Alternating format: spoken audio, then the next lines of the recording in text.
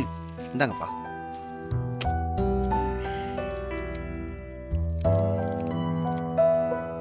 டேய், என்னடா நான்லாம் 70 வயசுக்கு மேலே தான் மாத்திரையே போட ஆரம்பித்தேன். நீ என்ன இப்பவே போடுற? போங்கப்பா, இப்பெல்லாம் 30 வயசுலயே மாத்திரை போடுறானுங்க. என்ன நேரம் ஆகலையா? மணி என்ன ஆகுது? 2 பேரும் தூங்காம உட்கார்ந்துட்டு இருக்கீங்க. ராத்திரியிலேயாவது சத்தத்தை குறை, பயமா இருக்கு. ஆமா, சக்தி எங்க? அவ ரூம்ல பேன் உட்கார்ந்துருக்கா மாமா. இவ்வளவு நேரம் நான் அவ கூட தான் உட்காந்து பேசிட்டு இருந்தேன். காலையில சீக்கிரம் எழுந்திருக்கணும்ல, அதான் தூங்க போறேன்னு சொல்லிட்டு வந்துட்டேன். உங்களுக்கு ஏதாவது வேணுமா மாமா? எனக்கு ஒண்ணு வேணாம். போ போ, நீ போய் தூங்கு. வாங்க தூங்க போலாம்.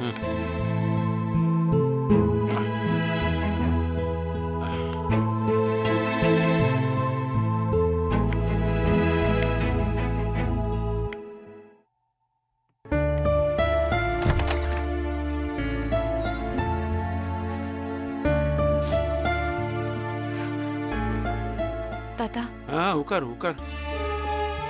என்னம்மா இன்னும் தூங்கலையா? 11 மணிக்கு மேலாச்சு, ஏன் உட்காந்துருக்க?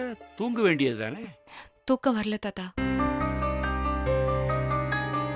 என்னம்மா நீ ஏதாவது நினைச்சுக்கிட்டு இருக்கியா?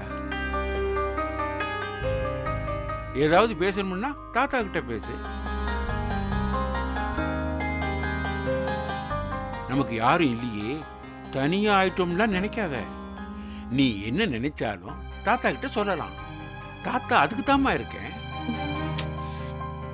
என்னன்னு தெரியல தாத்தா. எனக்கு லோன்லியா இருக்கு, கஷ்டமா இருக்கு. பிரபாவை நினைச்சியா?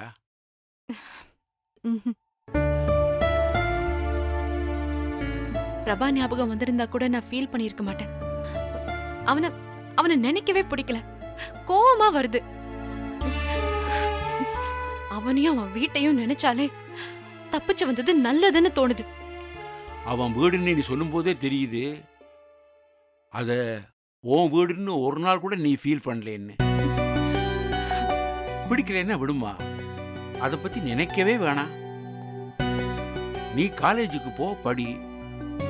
உனக்கு என்ன பிடிக்குதோ, எதுல சந்தோஷம் வருதோ அதை செய்.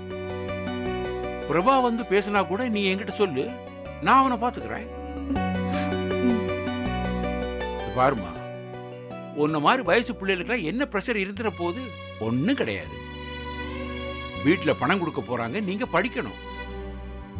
ஆனா உனக்கு அப்படி இல்லை. கல்யாணம், செப்பரேஷன் ஏகப்பட்டது நடந்து போச்சு. கொஞ்ச நாளைக்கு இதெல்லாம் ஒரு மாதிரி தான் இருக்கும், அப்புறம் பழகி போயிருமா. நான் வீட்டை ரொம்ப மிஸ் பண்றேன் தாத்தா. இருக்கிறப்போ அதோட வேல்யூ தெரியாதுன்னு சொல்லுவாங்கல்ல, அதெல்லாம் உண்மைதான் தாத்தா. அப்பாவும் அம்மாவும் என்னை எப்படி பாத்துக்கிட்டாங்கல்ல. சின்னதா என் முகம் வாடி இருந்தா கூட 2 பேரும் மாறி மாறி என்ன ஆச்சுன்னு கேட்பாங்க. அத சரி பண்ணிட்டு தான் அடுத்த வேலையை பாப்பாங்க. ஒரு நாள் பிரேக்ஃபாஸ்ட் வேணான்னு சொல்லிட்டு போனதுக்கு ஏன் சாப்பிடலன்னு அப்பா காலேஜுக்கே வந்து நின்னாரு. வெளியே கூட்டிட்டு போய் லஞ்ச் சாப்பிட வச்சிருக்காரு. எல்லாம் போச்சு தாத்தா, எல்லாத்தையும் நானே கெடுத்துக்கிட்டேன். பிரபா வீட்ல பசிச்சு சாப்பிட ஒண்ணுமே இல்லாத டைம்லாம் இருந்திருக்கு. அப்பெல்லாம் வீட்டை நினைச்சு நான் எவ்வளவு அழுதுருக்கேன் தெரியுமா?